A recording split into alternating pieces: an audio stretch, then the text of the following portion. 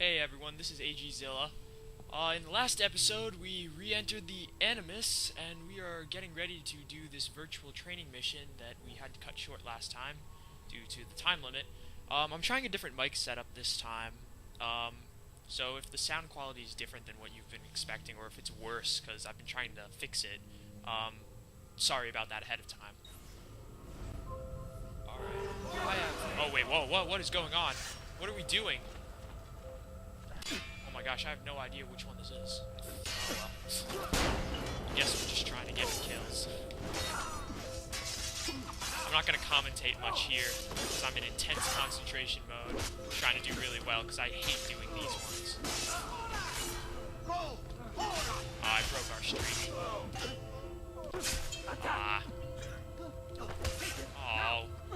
Oh man, get off. Oh, we blew it, alright.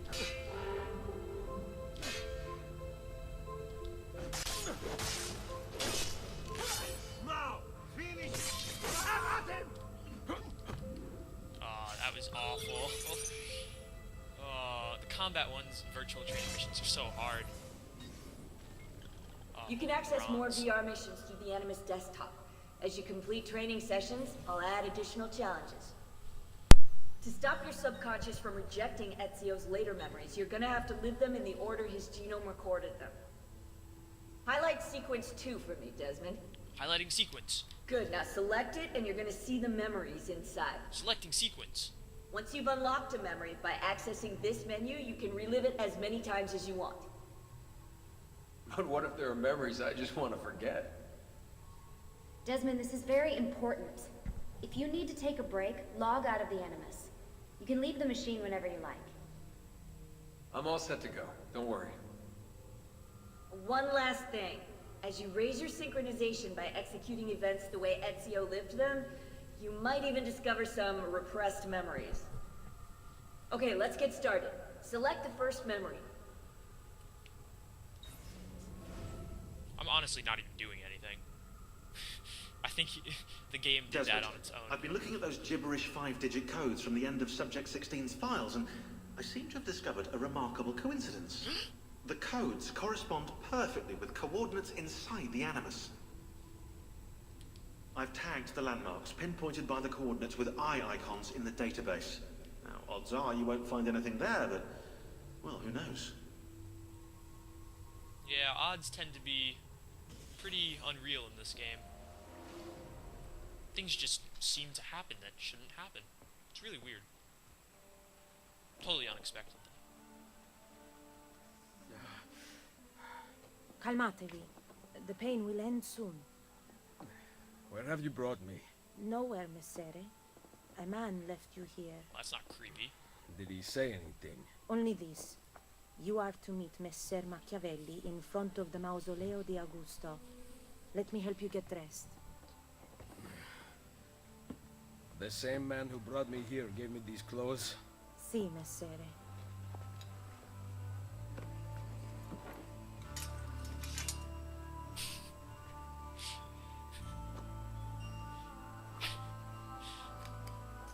I love how she's utterly unperturbed that we are brandishing weapons in front of her.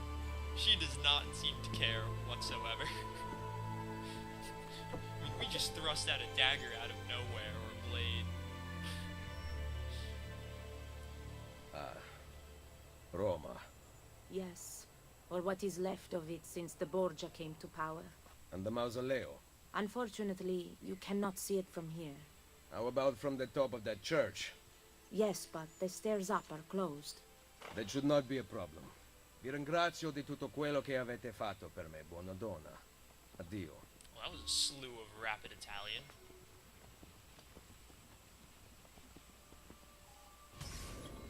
Alright, we get to the first actual mission of this game. Find a well, not actual mission, but I guess, you know what I mean. Find a doctor to heal the wounds from the villa attack, then climb the church tower to locate the Mausoleo di Augusto.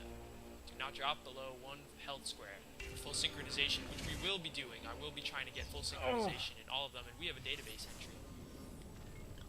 Oh, look at this. They've gotten so much shorter, just like I said. Oh, another one. This one's probably going to be long. Roma. Even that's not that long. Any more? No. Okay. We're still hunched over, and by the way, just to get 100% sync. Oh my gosh, another one. Okay. Well, I need to find the doctor. yeah, I know you need to find a doctor. To get full synchronization on this mission requires virtually no effort. You can't run and jump right now. It's really impossible to lose 1 square of health. Like, I'd actually challenge someone to see if it's possible. But anyway, we're not going to be doing the mission right now, I think. I kind of feel like going back to virtual training and doing, a couple of the things there, because we will be doing that, getting golds on about rerunning. I'm probably not going to be talking a lot during these, as I'm going to be concentrating on trying to do well and getting the correct time limit, although it's not that hard usually. Oh boy. Almost failed there already.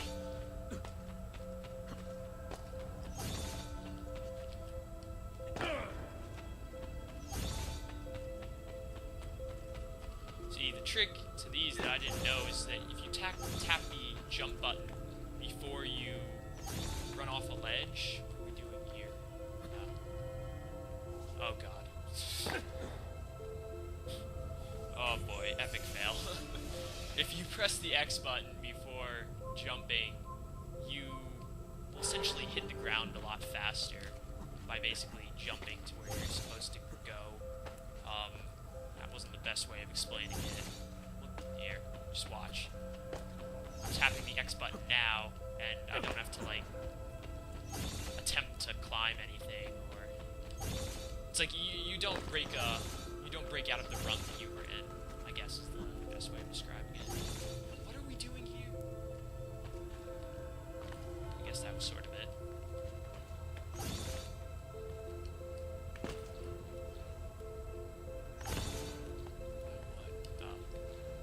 I get the feeling I was doing that really wrong, but whatever. We made 100%, or we made the time limit for the gold medal, which is 45 seconds, I believe, or under 45 seconds. Excellent. It only took 1 failed attempt. Do the next one. You'll notice that the game puts you in full armor in the loading screen, so that's kind of like a preview of what's to come. Your armor looks pretty sick at the end of this game. Oh, it puts you in full armor here too, I think. Yeah, it does. I didn't notice that at first.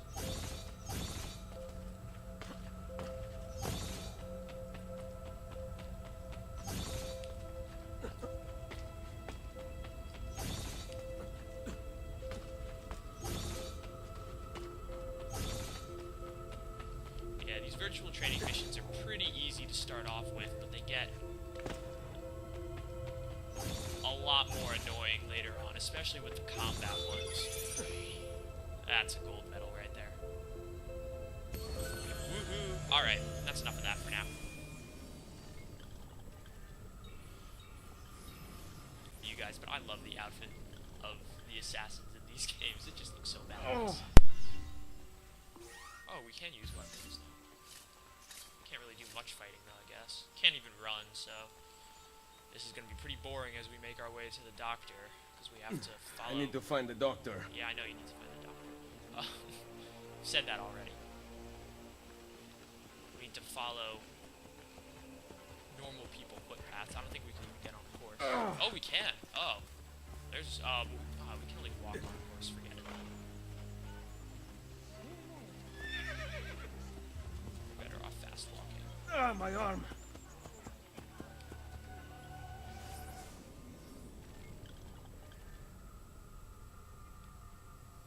He would stick to T. That's what it said at the end. Doctors. I'll be honest, every time I see a doctor in the story mode, having played multiplayer so much, I do get kind of worried that I'm gonna get stabbed. Salute. I require medicine. Oh, let me look. whoa, look at that. They wear the symbol Someone on your their age arm. cannot recover from a wound it's like the this with same medicine. as the symbol on the Here weapon is something in the to dull the multiplayer pain. mode. That's so cool. You will heal over time. Grazie. 4 out of 5 doctors would suggest leeches, but they have not proven effective against such things. However, I can recommend several good colleagues around the city. Do you need anything else? Nope. I can set bones, stitch cuts, apply poultices, and... Yeah, now we can run and do stuff. I think really quickly I'll go over what weapons we have, because... Oh. Yeah, Ezio's got a rage about being called an old person first. Yeah. I've noticed in this game, a lot of people, like, overlook the weapons, and I guess I'll just really quickly explain, like, what they're all good for. So the Hidden Blade, it'll eventually be upgraded more to the double Hidden Blades, from Assassin's Creed 2, but, Hidden Blades are good for... well, something to know is that all of these weapons are pretty much one-hit kills, in some way or another, but the way that's done is different for each weapon. And for the Hidden Blade, is really good for killing people, in really odd, I cannot speak, odd places, like from a rooftop or in like a hay bale or something, as well as if you're trying to go for stealth. The poison, attachment of the Hidden Blade is just like an extension of that. It can be used in all the same cases, except when you hit someone with it, instead of killing them immediately, it makes them wander around for about 3 minutes, and then it takes, if they have a weapon, they take it out and start hitting everybody nearby. And that creates a distraction, because it brings every NPC in the area toward them. They form a crowd, and any guards nearby are not going to be looking at you, they're going to be looking at the person spazzing out because of the poison. The Hidden Gun, if I can select it, is a one-hit kill from far away, so you can target people from a distance, but it draws a lot of attention to yourself when you use it, so it's only good if, like, open conflict is imminent. Same thing with the sword, really. I guess that's why the gun goes with it. The sword is, like, very useful offensive weapon, but only when you're, like, surrounded by soldiers who are trying to attack you. The other thing to know, well, I guess that's all we'll talk about for now. When we get some more weapons, I'll explain a little more about the sword. The sword is also used for felling horses. When you get later on in the game, when horsemen start attacking you, you use the sword or any other medium weapon, like a mace, I think, to attack. Throwing knives are useful for long-range stealth kills, as opposed to the I'm forgetting what it's called at the moment. The Hidden Gun, which is more of a non-stealthy weapon. Fists are good for a lot of things, really. Basically, if your opponent has a weapon that you really want, like a gigantic axe or like a spear, which are usually good weapons to have for like different situations, fists are good to use, so you can get that weapon from them. Coins, although we don't have any right. Well, when we get some coins, I'll explain that. And then medicine is just used to heal.